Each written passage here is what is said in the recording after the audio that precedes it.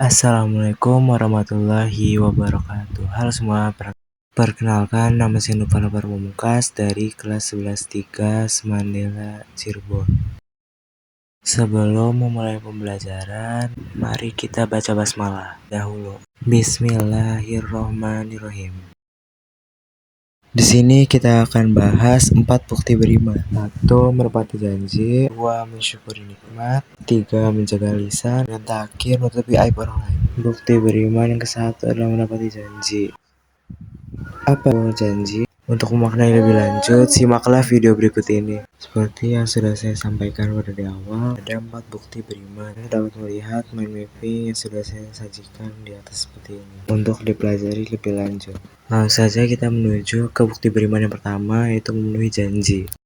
Janji sendiri menurut KBBI adalah ikatan atau perjanjian yang kuat. Janji dalam konteks agama adalah sebuah kewajiban yang harus ditepati dan dipenuhi. Lalu, apa hubungannya janji dan keimanan? Jika kita beriman atau percaya kepada Allah Subhanahu wa Ta'ala, tentunya kita tidak akan mengingkarkan janji karena sudah diingatkan oleh Allah Subhanahu wa Ta'ala bahwa ada konsekuensinya bila kita tidak memenuhi janji. Seperti yang tercantum dalam firman Allah dalam Quran Surat Al-Isra ayat 34. Wa aufu bil ahdi innal ahda kana mas'ula. Yang artinya penuhilah janji karena sesungguhnya janji itu pasti diminta pertanggungjawabannya. Dan ini Islam memenekankan kita untuk memenuhi janji dengan sungguh-sungguh. Adapun salah satu tanda orang munafik yaitu orang yang tidak bisa memenuhi janjinya sendiri. Janji sendiri dapat dibagi menjadi 2, yaitu janji kepada Allah Subhanahu wa Ta'ala dan janji kepada sesama manusia. Janji kepada Allah Subhanahu wa Ta'ala ini merupakan janjian yang dibentuk oleh manusia dengan Subhanahu wa Ta'ala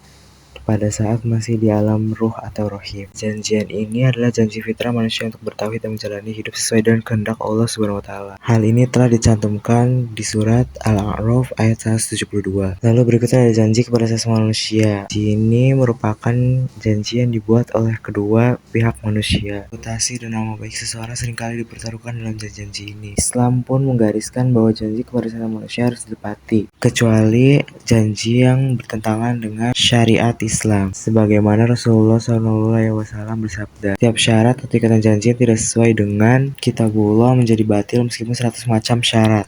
Hadis riwayat Al-Bukhari dan Muslim. Lalu berikut adalah 4 manfaat menepati janji, yaitu mendapatkan predikat sebagai mutakin atau orang yang bertakwa, menghindari pertumpahan darah dan mengambil hak orang lain, menghapus kesalahan dan dimasukkan ke dalam surga, serta mendatangkan keberhasilan, keamanan, dan juga ketentraman. Adapun yang kedua yaitu mensyukuri nikmat Allah Subhanahu wa Ta'ala. Syukur artinya sendiri yaitu membuka atau menampakkan, sedangkan nikmat adalah pemberian anugerah. Jadi dapat disimpulkan bahwa mensyukuri nikmat merupakan perwujudan kita bersyukur atau berterima kasih atas nikmat yang akan diberikan Allah. Adapun nikmat terbesar yaitu iman, Islam, dan sehat walafiat.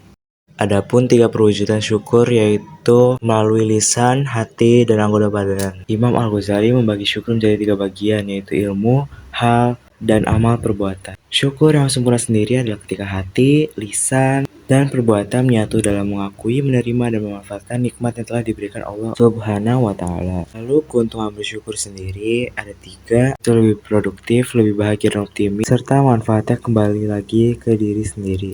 Dan yang ketiga yaitu menjaga lisan. Lisan sendiri atau lidah adalah salah satu anggota tubuh yang sangat berharga. Melalui lisan seseorang dapat membawa kebaikan ataupun malapetaka. Perkataan yang salah sendiri dapat menimbulkan pertengkaran, perselisihan, bahkan pembunuhan. Islam telah menekankan pentingnya menjaga lisan. Hal ini sudah tercantum di Quran Surat An-Nur ayat 24, juga Quran Surat Yasin ayat 65. Yauma tashhadu alaihim alaisinatuhum wa aidihim wa arjuluhum bima kanu ya'malun. Yang artinya pada hari ketika lidah, tangan, dan kaki mereka menjadi saksi atas mereka terhadap apa yang dahulu mereka kerjakan. Quran Surat An-Nur ayat 24. Yauma nakhtimu ala afwahihim wa tukallimuna aydihim wa tashhadu arjuluhum bima kanu yaksibun. Yang artinya pada hari ini kami membungkam mulut mereka, tangan mereka lah yang berkata kepada kami, dan kaki mereka lah yang akan bersaksi terhadap apa yang mereka dulu mereka kerjakan. Surat Yasin ayat 65.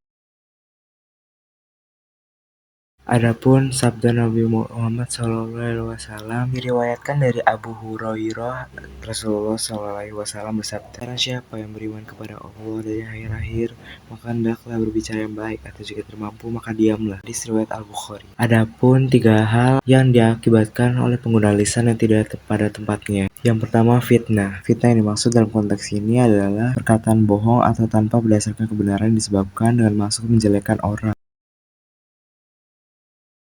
Lalu yang kedua adalah ghibah. Ghibah adalah membicarakan orang lain yang tidak hadir sesuatu yang tidak disenanginya. Hal ini yaitu keburukan orang yang disebut. Sedangkan buhton yaitu membicarakan orang lain namun orang tersebut tidak bersangkutan oleh keburukan tersebut.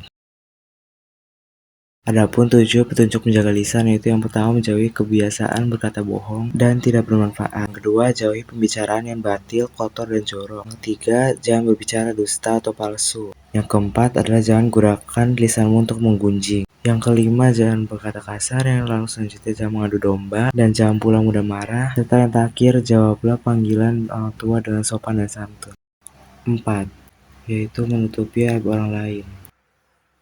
Secara garis besar, aib adalah suatu cacat atau sesuatu yang merusak dari keseluruhan suatu orang. Semua orang punya kelebihan dan kekurangan masing-masing. Kekurangan tersebutlah yang menimbulkan aib yang harus disembunyikan, karena terkadang dapat menyebabkan rasa malu dan bahkan minder. Tentunya dalam ajaran Islam, menjaga aib seseorang adalah perbuatan yang sangat dianjurkan. Rasulullah Shallallahu Alaihi Wasallam bersabda, "Barang siapa menutupi aib saudara di dunia, maka Allah akan menutupi aibnya di dunia dan di akhirat." Hadis riwayat Muslim. Aib dikategorikan menjadi 2 kategori, yaitu yang pertama aib zohir, yaitu aib yang dapat dilihat atau dikenali dengan mudah oleh orang lain, atau singkatnya tampak. Lalu ada aib batin, yaitu aib yang tidak terlihat secara langsung dan memerlukan usaha lebih untuk mengetahuinya, atau singkatnya tersembunyi. Apapun jenisnya, aib haruslah ditutupi. Adapun penyebab pengumbaran aib yaitu karena rasa iri, dengki, atau persaingan yang tidak sehat. Adapun ayat yang melarang kita untuk mencari-cari kesalahan atau aib orang lain. Ayat ini adalah Quran Surat Al-Hujurat ayat 12. Membuka aib bukan hanya merugikan individu yang bersangkutan, tapi bisa juga merugikan masyarakat secara keseluruhan. Penting bagi kita untuk segera bertaubat dan memperbaiki diri jika memiliki aib, serta tidak berusaha membuka aib orang lain. Segitu saja penyampaian materi dari saya. Kurang lebihnya mohon maaf. Wassalamualaikum warahmatullahi wabarakatuh.